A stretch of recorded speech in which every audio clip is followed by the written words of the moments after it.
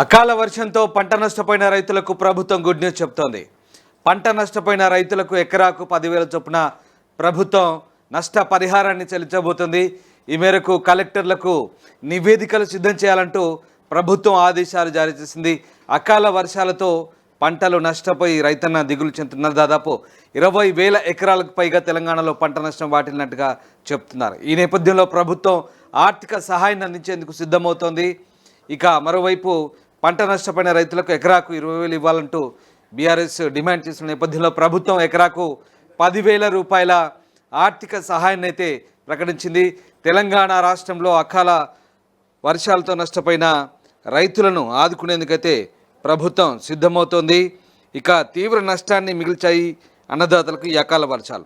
ఈ ప్రకృతి వైపరీత్యం కారణంగా రాష్ట్ర వ్యాప్తంగా సుమారు 23,364 ఎకరాలు పంట నష్టం జరిగిందని వ్యవసాయ శాఖ మంత్రి తుమ్మల నాగేశ్వరరావు అంటున్నారు. తాజాగా గడిచిన నెలలో కురిసిన వర్షాలకు 8,408 ఎకరాల్లో పంట దెబ్బతిన్నట్లుగా అధికారులు ప్రాథమికంగా నిర్ధారించారు. ఈ నష్టపోయిన రైతులకు త్వరలోనే నష్టపరిహారం అందిస్తామంటూ మంత్రి హామీ ఇచ్చారు. అంతేకాకుండా ఏప్రిల్ 3వ తేదీ నుంచి 9వ తేదీ వరకు కురిసిన వర్షాలకు మరొక 14,950 ఎకరాల్లో పంట నష్టం జరిగిందని ప్రాథమికంగా అంచనా వేశారు. ఈ మేరకు పూర్తి నివేదికలు అందిన వెంటనే ఈ రైతులకు కూడా నష్టపరిహారం అందిస్తామంటూ మంత్రి తుమ్మల నాగేశ్వరరావు స్పష్టం చేశారు. ఈ రోజుకి 24,000 ఎకరాలు సుమారు రాష్ట్ర వ్యాప్తంగా నష్టం జరిగింది. అందుట్లో పెద్ద ఎత్తున ఎక్కువ నష్టం జరిగింది సిద్దిపేట జిల్లా. అందుకని ఈరోజు సిరిసిల్ల వెళ్తా సిద్దిపేట కలెక్టర్ గారికి కూడా విజ్ఞప్తి చేశాము. మీ దగ్గర నష్టపోయినటువంటి ప్రాంతాలు కొన్ని చూద్దామని. సాయంత్రం మళ్ళీ కొన్ని ప్రాంతాలు చూడటానికి ప్రయత్నం చేస్తాను. తప్పకుండా నష్టపోయినటువంటి రైతుకి ప్రభుత్వ పరంగా సహాయం అందించడానికి ముఖ్యమంత్రి గారు కేబినెట్ కూడా నిర్ణయం తీసుకుంది. తప్పకుండా వాళ్ళకి సహాయం అందించే కార్యక్రమం తీసుకుంటాం. గౌరవ ముఖ్యమంత్రి గారు వీలైన దగ్గర ఎక్కడైతే నష్టం జరిగిందో అందరికీ వాళ్ళని ఆదుకోవాలి కాబట్టి స్థానిక ప్రజాప్రతినిధులతో పాటు జిల్లా కలెక్టర్లకు కూడా ఆదేశాలు ఇచ్చాము. నష్టపోయినటువంటి రైతుల యొక్క వివరాలన్నింటినీ కూడా సేకరించి వెంటనే ప్రభుత్వానికి పంపించమని చెప్పాము. ఈ రోజుకి 24,000 ఎకరాలు సుమారు రాష్ట్ర వ్యాప్తంగా నష్టం జరిగింది. అందుట్లో పెద్ద ఎత్తున ఎక్కువ నష్టం జరిగింది సిద్దిపేట జిల్లా. అందుకని ఈరోజు సిరిసిల్ల వెళ్తా సిద్దిపేట కలెక్టర్ గారికి కూడా విజ్ఞప్తి చేశాము. మీ దగ్గర నష్టపోయినటువంటి ప్రాంతాలు కొన్ని చూద్దామని. సాయంత్రం మళ్ళీ కొన్ని ప్రాంతాలు చూడటానికి ప్రయత్నం చేస్తాను.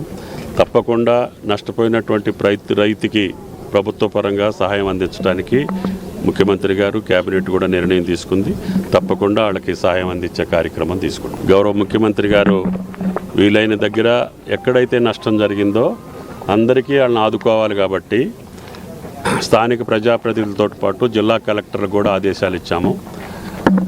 నష్టపోయినటువంటి రైతుల యొక్క వివరాలన్నింటినీ కూడా సేకరించి వెంటనే ప్రభుత్వానికి పంపించమని చెప్పాము. ఈ రోజుకి 24,000 ఎకరాలు సుమారు రాష్ట్ర వ్యాప్తంగా నష్టం జరిగింది. అందుట్లో పెద్ద ఎత్తున ఎక్కువ.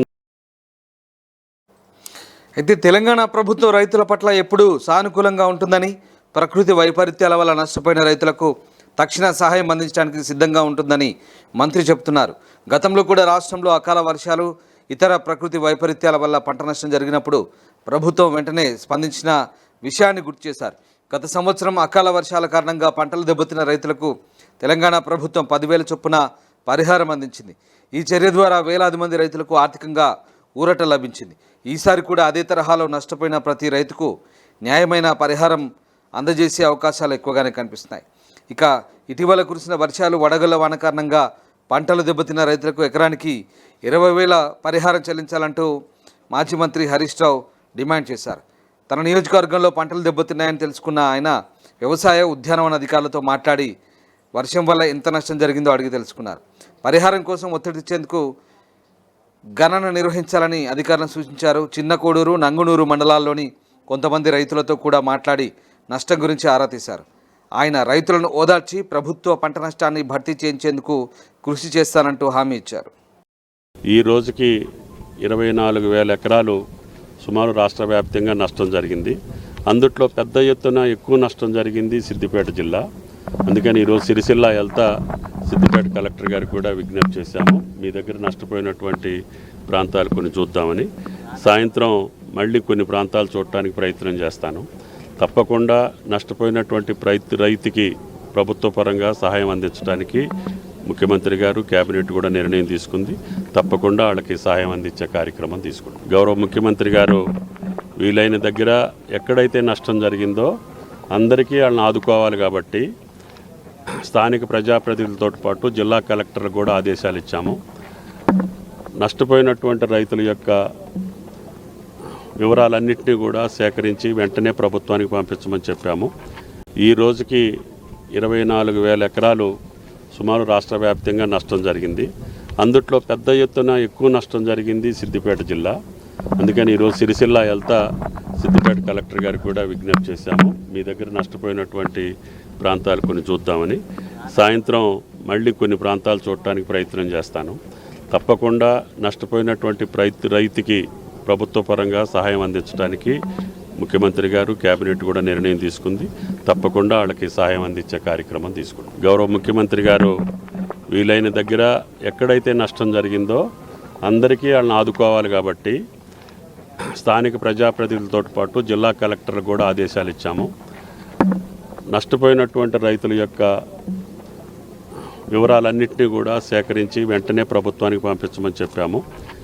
ప్రపంచంలో ఏ మూల ఏ క్షణం ఏం జరుగుతుందో వేగంగా తెలుసుకోవడానికి తొలి వెలుగు వాట్సాప్ ఛానల్ని ఫాలో చేయండి.